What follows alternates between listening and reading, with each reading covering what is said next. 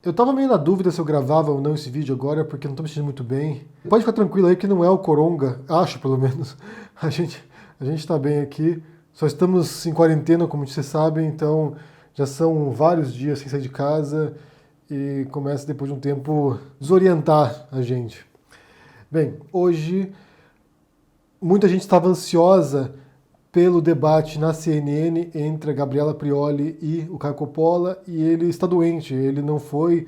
Alguns disseram aqui, tirando sarro, que era o arrega-vírus que ele estava, mas espero que ele esteja bem, espero que ele se recupere para poder voltar a participar dos debates. E o tema de hoje foi sobre a internação compulsória, se isso é uma boa ideia, se esse decreto agora presidencial é uma coisa boa ou não. E o que surpreendeu, na verdade, foi você ter como debatedor com a Gabriela Prioli hoje, o Tomé Abdutti.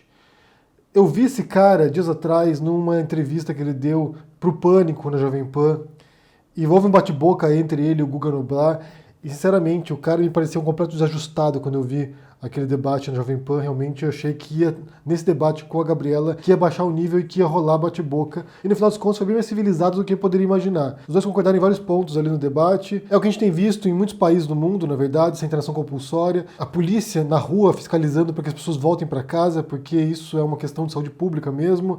Muita gente está com risco de vida nesse momento, então é importante obedecer essas ordens governamentais para o nosso bem. E pensar também no outro, na verdade, né? O mais importante de tudo é a gente pensar eticamente com as demais pessoas. Se você está infectado, você pode passar para os demais. E esse é um problema enorme nesse momento no Brasil, porque quem deveria dar o exemplo principal, na verdade, a primeira pessoa a representar um comportamento ético deveria ser os governantes. E você tem no Brasil agora o presidente Bolsonaro, que é não apenas irresponsável, que foi um tema que surgiu nesse debate entre a Gabriela Prioli e o Abdutti. Os atos dele não são apenas irresponsáveis, como são criminosos. É uma pessoa que, com suspeita de contaminação e que pode estar passando para as demais pessoas nas ruas, nas manifestações, que está se expondo, diariamente saindo para falar com a população. Só para ter uma ideia, veja o que ele disse hoje. Agora a Itália é uma cidade, é um país parecido com o bairro de Copacabana, onde cada apartamento tem um velhinho ou um casal de velhinhos. Então são muito mais sensíveis, morre mais gente.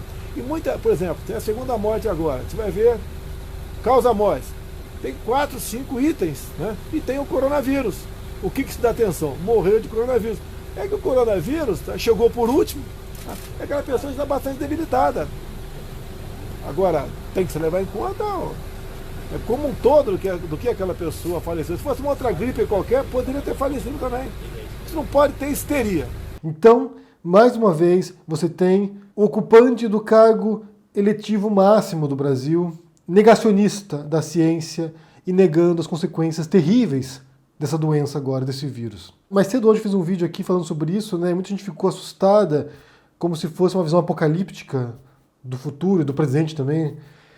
E é importante a gente ser realista nesse momento, porque a situação é grave, é séria a situação. Não é brincadeira, não é exagero, não é histeria, é grave a situação. Em alguns países a gente tem visto isso. Eu falo isso de um país que está passando por isso agora. Não é brincadeira, não é exagero. Quando chegar no Brasil, e se os governantes não levarem a sério isso, as consequências podem ser inacreditáveis, de horríveis. É claro que sou pessimista, é claro que sou apocalíptico isso, porque de fato a gente está lidando com uma crise global. Como vocês viram ontem, o Macron, o presidente da França, disse que a França está em guerra contra o vírus. É uma economia de guerra agora. É uma situação fora do normal e que nós aqui jamais vimos nada parecido a isso. Então pode parecer histeria, mas não é motivo para pânico, não é motivo para, perder a cabeça, mas de fato é um momento excepcional, que a gente nunca viu nada parecido. Então talvez um pouco de pessimismo ajude a pôr a cabeça no lugar e entender a dimensão dos desafios que virão pela frente agora.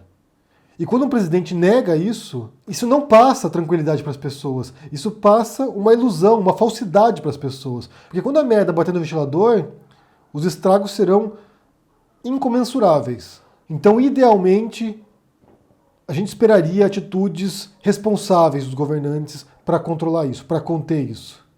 Porque muita gente vai passar por momentos terríveis agora.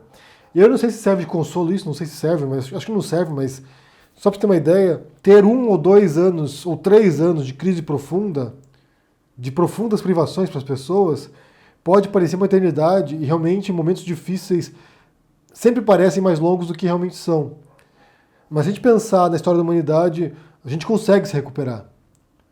Havia momentos na história da humanidade que pareciam que não teriam soluções, pareciam ser o fundo do poço, e coletivamente a gente conseguiu se reerguer. Então, o que a gente precisa agora é compreender o desafio, compreender a dimensão do que vem adiante e pensar em soluções. Em pessoas competentes, responsáveis, qualificadas para poder apresentar saídas para a gente. E deixar de ouvir terraplanistas, deixar de ouvir negacionistas históricos, deixar de ouvir defensores de antivacina, deixar de ouvir gurus ideológicos delirantes. Começar a ouvir, a prestar atenção em quem entende das coisas. E isso não é tão difícil de fazer. Só um detalhe, e que foi anunciado hoje, o general Heleno, ministro do governo Bolsonaro, muito próximo ao Bolsonaro, é a 16ª pessoa do governo Bolsonaro que está infectada agora. Então, não é brincadeira, não é histeria isso. E muita gente só vai se dar conta de quão grave é a situação quando realmente a coisa piorar. Pra valer, pra valer. E tem um outro agravante no Brasil, né, um outro fator, que além de você ter uma profunda ignorância, e aqui eu falo sem maldade, sem querer menosprezar as pessoas, mas uma ignorância mesmo em relação aos fatos, em relação à ciência, em relação ao conhecimento. Pessoas que não têm estudo formal, pessoas que não se importam com o conhecimento, que não respeitam especialistas. E você tem como agravante seitas evangélicas, igrejas neopentecostais, que vão contribuir para aumentar os índices de contágio. Por exemplo, nos últimos dias a gente tem visto Edir Macedo e Silas Malafaia dizendo que não vão fechar as igrejas. E é claro que eles não vão fechar as igrejas. É óbvio que eles vão fazer isso, porque é onde eles fazem rios de dinheiro. É onde eles ficam ricos. São empresas. É como você pedir para o empresário fechar o negócio dele e ter prejuízo. Você não vai conseguir que esses mercadores da fé tenham prejuízos voluntariamente. O Silas Malafaia fez um vídeo hoje dizendo que ele vai se recusar a fechar as igrejas dele, e se governadores ordenarem que ele feche, eles irão para a justiça. E basta a gente pensar no caso da Coreia do Sul, onde tem uma seita evangélica, uma seita neopentecostal lá, e 75% dos casos de coronavírus na Coreia do Sul foram causados por integrantes dessa seita, que se recusaram a cumprir as ordens de isolamento social, de afastamento social. Então eu vejo que no Brasil você tem 2 problemas gravíssimos que podem contribuir para isso. 3, na verdade, né? Primeiro é o comportamento do presidente da República. Um ignorante, uma besta quadrada, uma figura perigosa e que vai levar o Brasil para o buraco. Tanto que você tem já agora pedidos de impeachment esperando, ali filas de pedidos de impeachment esperando para serem avaliados. Você teve a Janaína Pascoal pedindo a cabeça do Bolsonaro, que ele entregue o cargo. A base bolsonarista sendo corroída agora por pessoas que percebem o perigo dessa figura. Então, o primeiro problema. O segundo problema é a ignorância da população, que tem pouco contato com a ciência, com o método científico, com o conhecimento científico, que simplesmente prefere acreditar em fake news, em correntes do WhatsApp, do que acreditar em cientistas. E esse é um grave problema, na verdade. Esse é um grave problema. Está vinculado primeiro, na verdade, né? Se o Bolsonaro se elegeu, porque você tem uma massa de ignorantes que pôs ele no poder. Para mim, isso me parece óbvio, o vínculo entre essas duas coisas. Ignorância científica e política também. E o terceiro elemento, que também está vinculado a esses 2 primeiros, que é o fanatismo religioso. É o fundamentalismo religioso, que é explorado, a fé dessas pessoas é explorada por esses mercadores da fé. Pessoas mal intencionadas, que só pensam no lucro, só pensam no dinheiro e que vão explorar a credulidade dos brasileiros. Então você junta esses 3 elementos explosivos aqui, fanatismo religioso, fanatismo político e um burro na presidência, você não pode esperar que vai ter uma solução indolor para isso. Inclusive tem um artigo bem bom que saiu hoje no El País, na versão espanhola, que é um artigo da Eliane Brum. A Eliane Brum, se vocês não conhecem, comecem a acompanhar, porque é uma das mentes mais lúcidas no Brasil hoje, e ela escreve de uma maneira impecável. Quando eu crescer, eu quero ser igual a Eliane Brum, porque, sinceramente, o modo como ela escreve aqui... Esse é um artigo curtinho que ela publicou em espanhol, mas os artigos dela em português são, assim, obras de arte. E ela fala o seguinte nesse artigo: para controlar a pandemia, tem que parar o Bolsonaro. E ela diz aqui que é um maníaco no poder, que é uma pessoa que é incapaz de compreender a dimensão do desafio diante dele. Eu vou ler um trechinho aqui do artigo dela, traduzir aqui para vocês. Notório negacionista climático, Bolsonaro qualificou a pandemia de fantasia da mídia durante uma visita a seu ídolo Donald Trump. Estando em quarentena por ter tido contato com 14 pessoas que deram positivo, já são mais agora, como disse, são 16 agora, o governante de extrema-direita fez uma transmissão no Facebook com uma máscara. Pediu aos extremistas de direita que o apoiam que, devido à pandemia, suspendessem a manifestação contra o Congresso e o Supremo Tribunal Federal programada para o domingo passado, no dia 15. Vocês sabem, a manifestação do gado. Antes, Bolsonaro tinha estimulado e difundido o protesto. A maioria acreditou que finalmente ele tinha tido um contato inesperado com a realidade e havia compreendido que a epidemia é real. Que nada.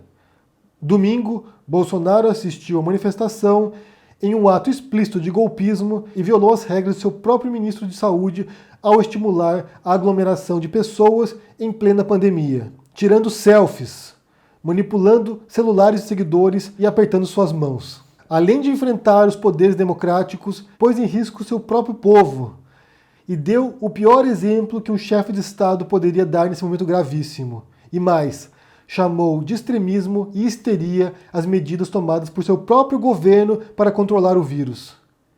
Este vírus não é tudo aquilo que dizem, seguiu insistindo segunda-feira. Basicamente, o cenário é esse.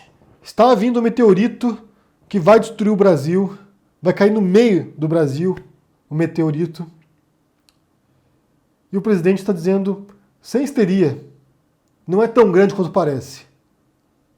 Só vai destruir 1/3 do país.